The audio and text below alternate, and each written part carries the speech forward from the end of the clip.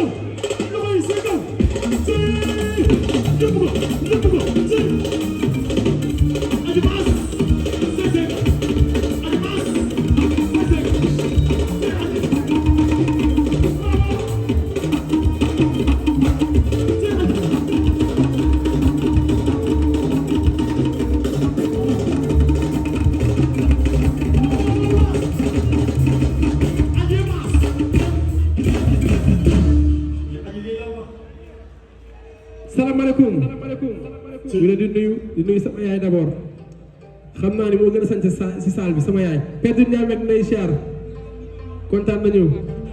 kontaan nañu benn jaata Kaja ak sama yaay ñoo gën a sañse ak Fatima Ndeya yow moom Ndeya sañse woo Ndeya sañse woo sa jëkkër sañse wul ana fi ñu jëm man dama bëgg pulaar. Amis internautes, salam alaikum. Veuillez vous abonner sur votre chaîne Dakar Plus et n'oubliez pas d'activer la cloche de notification. Vous aurez des informations en temps réel ici au Sénégal et à l'extérieur.